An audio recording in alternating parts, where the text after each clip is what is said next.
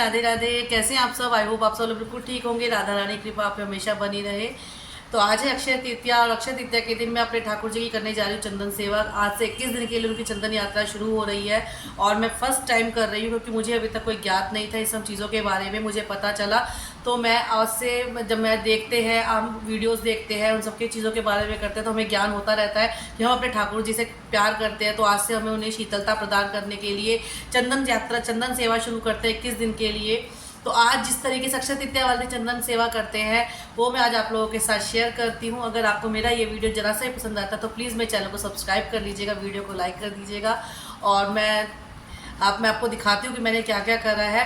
मैं पहली बार कर रही हूँ तो मुझे कुछ इतना ज्ञान नहीं है। अगर मुझसे कोई गलती होती है तो प्लीज़ मेरा मार्गदर्शन करिएगा और मुझे ज़रूर मेरे को बताइएगा कमेंट सेक्शन में कि मैंने कहाँ पे क्या गलती करी है, क्योंकि मैं भी वीडियो को देख देख के ही सीख रही हूँ। मैं फ़र्स्ट टाइम इस लाइन में आई हूँ तो मुझे इन सब चीज़ों के बारे में कोई भी ज्ञात नहीं है। तो मैं आप लोगों को दिखाती हूँ कि मैंने क्या क्या सामग्री ली है अपने कान्हा जी की चंदन सेवा के लिए। सेवा के लिए चंदन के लिए मैंने लिया है चंदन लड्डू बनाने के लिए और उनके स्नान के लिए ये है गोपी चंदन जो मेरे पास पहले से पड़ा ही हुआ था, और ये है भीमसेनी कपूर और गंगा जल, और यहाँ पर है ये चंदन केसर है जो जिससे मैं अपने ठाकुर जी का श्रृंगार करूँगी।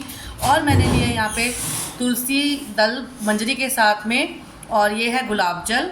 तो यहाँ पर मैं अपने कान्हा जी का इनसे स्नान करवाऊँगी और चंदन का लड्डू बनाऊँगी। यहाँ पे पहले एक बड़ा बर्तन लिया परात जो इनके कान्हा जी के स्नान के लिए ही है।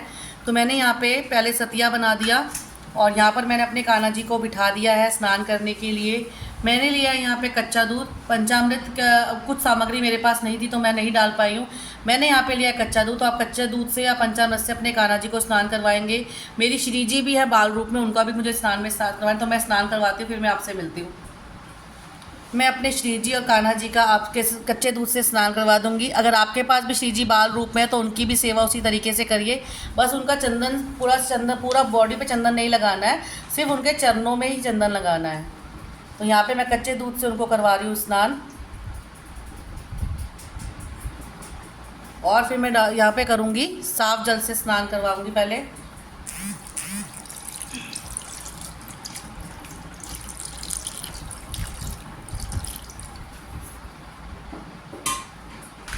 यहाँ पे मैंने कर दिया पहले अपनी श्री जी का श्रृंगार। देखो मेरी श्री जी कितनी प्यारी लग रही है ना, कितनी सुंदर लग रही है मेरी श्री जी।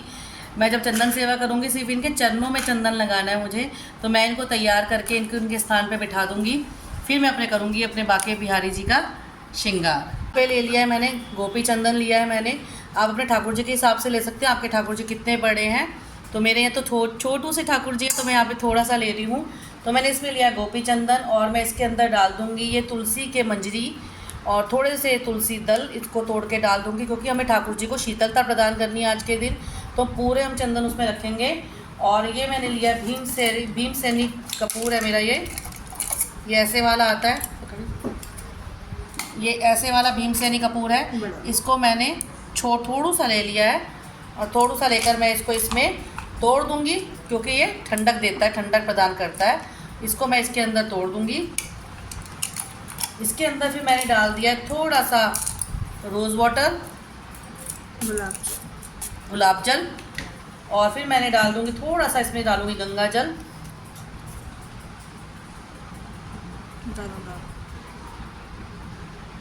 थोड़ा सा गंगा जल मैं इसमें डाल दूंगी और मैं इनको बना दूंगी यहाँ पर पेस्ट। और अब हम ठाकुर जी को पूरा श्रृंगार करेंगे, इनका पूरा चंदन लगाएंगे इनकी बॉडी पर। आज से 21 दिन की यात्रा शुरू हो गई है। आप चाहे तो 5 दिन 11 दिन तक कर सकते हैं, नहीं तो आप जैसे रोज़ नहीं कर सकते आप पूरे दिन बॉडी का, तो आप फेस पे इनके माथे पे चंदन ज़रूर लगाएं। लेकिन आज के दिन तो पूरा ही चंदन लगता है इसको, आज के दिन तो पूरी बॉडी पे चंदन लगता है। मैं यहाँ पे ब्रश से कर रही हूँ, आप चाहे तो अपने हाथ से भी कर सकते हैं। तो मैं यहाँ पे अपने कान्हा जी को लगा दूँगी चंदन, क्योंकि ब्रश से बहुत अच्छे से लग जाता है। और जो है आप उंगली से लगाना चाहते हैं तो आप उंगली से भी लगा सकते हैं, बट मैं आँख पे भी साफ लगेगा तो आँख को साफ़ करते रहना ज़रूरी है, क्योंकि देखो लग ही जाता है आँखों पे, लेकिन आँख साफ़ करते रहना।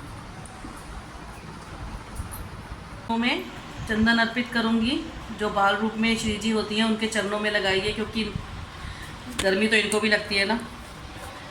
तो यहाँ पे मैं अपने श्री जी के चरणों में भी लगा दूँगी और थोड़ा सा उनको मैं हाथों में भी लगा दूँगी, जो उनके अंग खुले हैं उसमें लगा दीजिए। और यहाँ पे ये केसर चंदन वाला चंदन है, इसमें भी डाल दूँगी मैं थोड़े से तुलसी दल। आप इनको क्रश कर दीजिए या पीस लीजिए, जैसे भी आप करना चाहें, मैंने ऐसे ही डाल दिया है।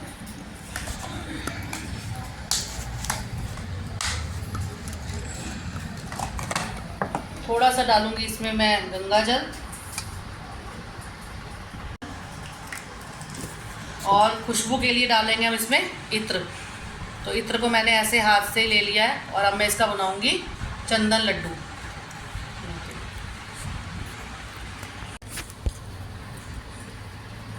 छोटू सा बनाया है मैंने, ज़्यादा बड़ा नहीं बनाया क्योंकि मेरे लड्डू गोपाल भी छोटे से ही हैं।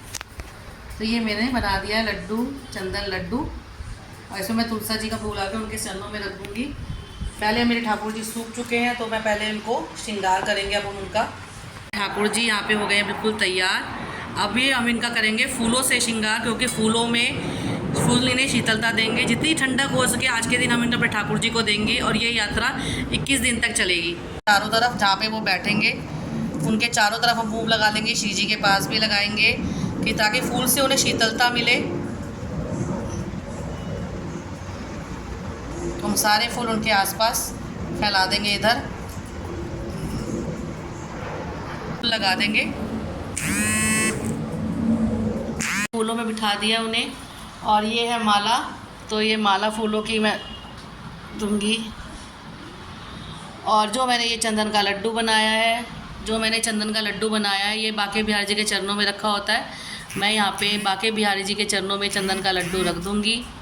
और अब हम करेंगे ठाकुर जी की आरती। और जब चंदन सूख जाएगा, आपको जितनी देर रखना है, सुबह से लेकर शाम तक 2 घंटे 4 घंटे, वो आपकी मर्जी है, तब तक आप रखिए। मैं शाम को रखूँगी, शाम को जब स्नान करवाऊँगी और कौन से वस्त्र पहनाऊँगी तब मैं आपको दिखाती हूँ। आज के दिन जो ठाकुर जी राधा रानी को भोग लगता है वो भी शीतलता प्रदान करने वाला ही लगता है, ठंडा भोग लगता है। तो मैंने यहाँ पे उनको भोग में लगाया था खरबूजा, आम और शिकंजी का भोग लगाया था। उसके बाद थोड़ी देर दोपहर के टाइम पे मैंने इनको लगाया था सत्तू का भोग लगाया था और रात को ठंडे दूध का भोग लगाया था। तो यह शाम के टाइम मैं अपने कान्हा जी को स्नान करवा रही हूँ कि इनको चंदन छुड़वाना है। और बीच में जब चंदन सूख जाता है तो आप गुलाब जल का स्प्रे भी करते रहिए। तो वो भी मैं करती रही थी और शाम को मैं आराम से इजीली बहुत आसानी से ये चंदन छूट गया था। फिर मैं करवा रही हूँ उनको स्नान। और ये देखिए कान्हा जी मेरे कितने चमक गए हैं ना, क्योंकि तो गोपी चंदन लगा था। और गोपी चंदन से तो मैं गर्मियों में तो मैं हफ्ते में 2-3 बार उनका गोपी चंदन से स्नान करवाती ही रहती हूँ। तो यहाँ पर मैं उनको अच्छी तरीके से रगड़ के नहला रही हूँ, क्योंकि चंदन है वो कहीं भी बॉडी में अच्छी तरीके से साफ़ हो जाए। फिर मैं इनको पोंछ दूंगी। और कितने सुंदर लग रहे हैं ना मेरे लाला, देखो तो सही, कितना अलग ही रूप आ रहा हुआ है, निखर रहे हैं वो। फिर मैं नहलाने के बाद में मैंने लगा दिया उनको इत्र की मालिश कर दी है, क्योंकि खुशबू भी देनी ज़रूरी है, खुशबू ज़रूरी होती है। तो मैं उनको लगा दूंगी इत्र। और मैंने उनके लिए नाइट सूट मंगवाया था, गर्मी का टाइम है, कपड़े भी उन्हें हल्के ही पहनाने हैं, ज़्यादा हैवी कपड़े उन्हें नहीं पहनाए जाते हैं। तो यहाँ पर मैंने उनको नाइट सूट पहना दिया। उसके बाद मैंने इनकी आरती वगैरह कर ली थी। शाम की पूजा वगैरह करने के बाद में रात को सुलाने से पहले मैंने उनको लगाया ठंडे दूध का भोग, मेवे वाला दूध था जिसका मैं उन्हें भोग लगा रही हूँ। और उसके बाद मैं अपने ठाकुर जी को सुला दूँगी। तो अगर आपको मेरा ये व्लॉग ज़रा सा भी पसंद आए तो प्लीज़ मेरे चैनल को सब्सक्राइब कर दीजिएगा, वीडियो को लाइक कर दीजिएगा। राधे राधे।